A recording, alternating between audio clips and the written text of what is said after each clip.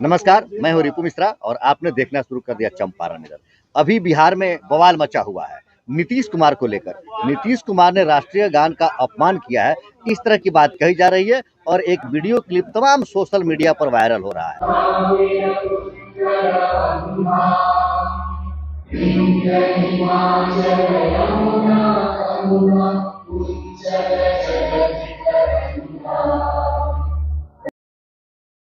आज हम उसी संबंध में यह जानकारी लेने की कोशिश कर रहे हैं कि क्या वास्तव में नीतीश कुमार ने इस तरह का अपमानजनक कार्य किया है।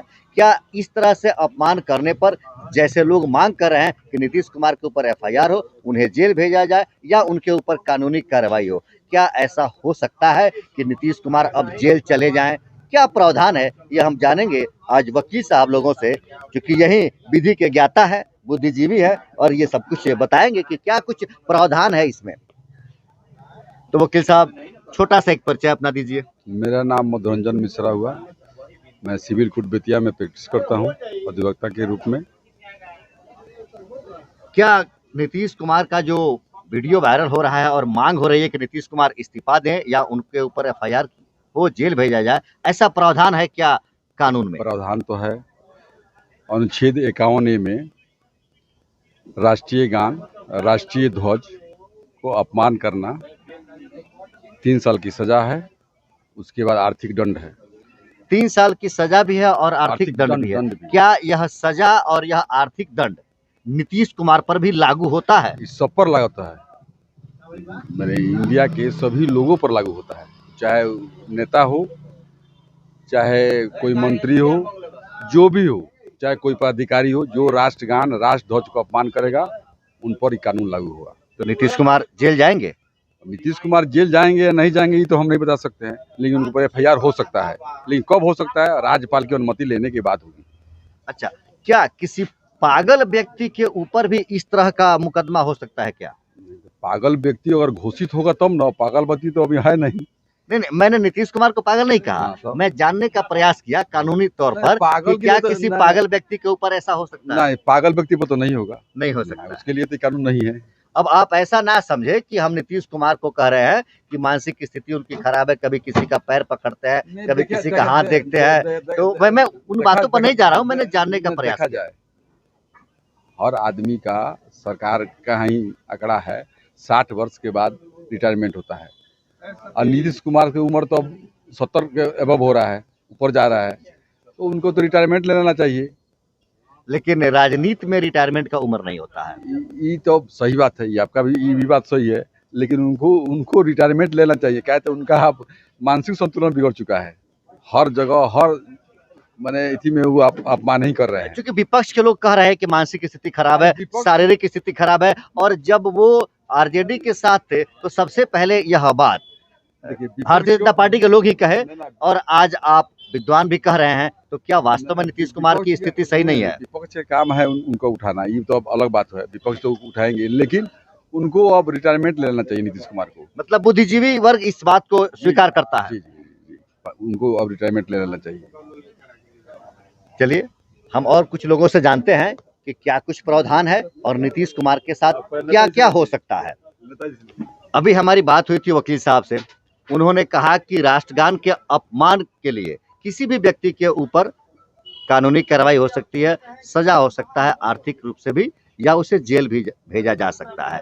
अभी राज्य के मुख्यमंत्री नीतीश कुमार राष्ट्रगान का अपमान किए हैं, क्या उनके ऊपर सजा होना चाहिए, उनको जेल जाना चाहिए?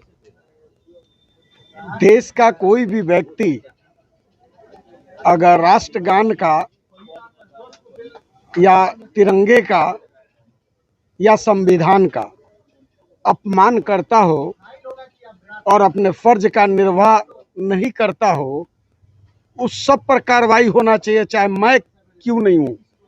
तो नीतीश जी तो मुख्यमंत्री हैं, अपने आप को विद्वान, एबिलिटी, क्वालिटी, क्वांटिटी के धनी हैं। अब उन्होंने जैसी यदि ऐसा गलती किया है तो जो कानून जो कहता है उसके अनुसार कार्रवाई होना चाहिए।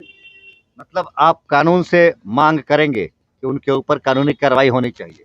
एकदम मांग करेंगे। वो क्या, लबेदरिया अगर प्यासा है तो हैरत कैसी। लबेदरिया अगर प्यासा है तो हैरत कैसी, हमने ए दोस्त समुंदर को भी प्यासा देखा है।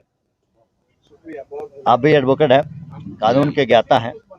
हमारी अब और भी लोगों से बात हुई है नीतीश कुमार के उस हरकत को लेकर के जो उन्होंने राष्ट्रगान के समय किया है।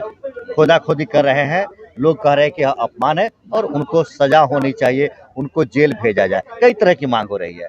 आप क्या कहना चाहेंगे, क्या इस तरह का प्रावधान है? क्या नीतीश कुमार के ऊपर कोई कार्रवाई हो सकती है, होना चाहिए क्या?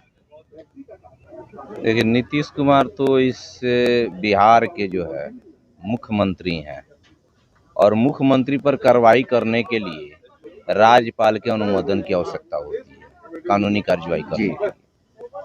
तो सबके संज्ञान में है, पूरे बिहार के संज्ञान में है और बिहार क्या देश के संज्ञान में है कि वो राष्ट्रगान हो रहा है। वहाँ पर जो है माननीय मुख्यमंत्री जो है बगल में किसी व्यक्ति को करते हुए देखे गए हैं। खोद रहे हैं, हाथ से उंगली से खोद रहे हैं, फिर जो है ऐसे ऐसे तका रहे हैं उसको, उसके बाद से अभिवादन स्वीकार कर रहे हैं, कोई प्रणाम वगैरह कर रहा है। तो लेकिन उनको ये समझ में नहीं आया कि हम कहाँ खड़ा हैं और किस स्टेज में खड़ा है। अगर इतनी समझ जिस मुख्यमंत्री को नहीं हो तो उसके बारे में क्या कहा जा सकता है। खुद उस आदमी को समझ होनी चाहिए कि हम कहाँ पर खड़े हैं और किस परिस्थिति में खड़े हैं। मतलब आप भी मानते हैं कि वह और अपमान है राष्ट्र का? थोड़ा सा मिस्टेक नहीं है, भारी मिस्टेक है। ऐसा नहीं होना चाहिए। चाहे कोई अफसर हो, मंत्री हो, नेता हो, चाहे आम जनता हो, इस तरह की गलती नहीं होनी चाहिए। ऐसा गलती अगर मुख्यमंत्री कर रहा है तो कल से कोई अफसर शुरू करेगा, परसों हम करेंगे, तरसों आम जनता करना शुरू कर देगी। क्यों आम जनता ऐसा करेगी? आम जनता अपने देश से सम्मान करती है। हम देश का मान बढ़ाते हैं, हम देश के रक्षक हैं, हम देश के उन्नति के लिए सोचते हैं, हम अपने राष्ट्र का अपमान नहीं करते हैं ना जी। ये इसलिए कि जब ये देख रहा है, आम जनता ये देख रहा है कि हमारे नेता, हमारे अफसर इस तरह की गलती कर रहे हैं और उसको जो है उसके खिलाफ कोई कार्रवाई नहीं हो रही है, तो आम जनता के समझ में ये आएगा कि उन्होंने जो किया ये अच्छा काम किया, और अच्छा काम जब वो कर रहे हैं तो उस अच्छे काम को हमको भी करना चाहिए।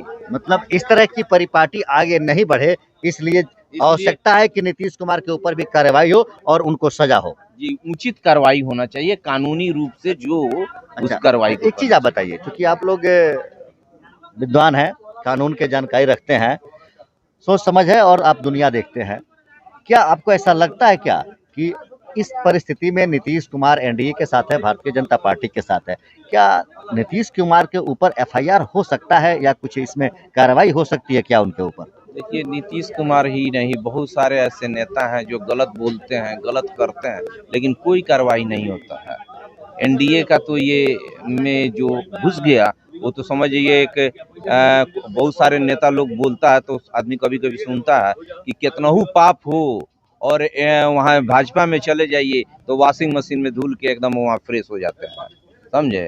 तो ये तो कोई भारी चीज नहीं है। मतलब हम लोग इस चीज को माने कि नीतीश कुमार ने गलती किया है, लेकिन अभी जिसके सहारे हैं बच जाएंगे, उनके ऊपर कोई कार्रवाई नहीं हो सकती है। तो हो ही नहीं सकता है, ऐसा होता आया है, यही होगा। हम मांग करना चाहेंगे अगर यह वीडियो वहां तक पहुंचे जो इस पर कार्रवाई कर सकते हैं, तो तमाम लोगों की इस अवधारणा को गलत साबित करते हुए एक विधि पूर्वक और न्यायिक ढंग से इसकी जांच हो और इस पर कार्रवाई हो, ताकि आम जनता का भरोसा हमारे देश के कानून पर और संविधान पर बना रहे। आप इतना बोल रहे हैं, समझे पत्रकार बंधु, तो खिलाफ में बोल रहे हैं, हो सकता है आप ही पर कोई कार्रवाई हो जाए। हम बोल रहे हैं हो सकता है हम ही पर कोई कार्रवाई हो जाए, लेकिन उन लोगों पर नहीं होगा जो इस तरह का गलती करते हैं, ये बात जान लीजिए।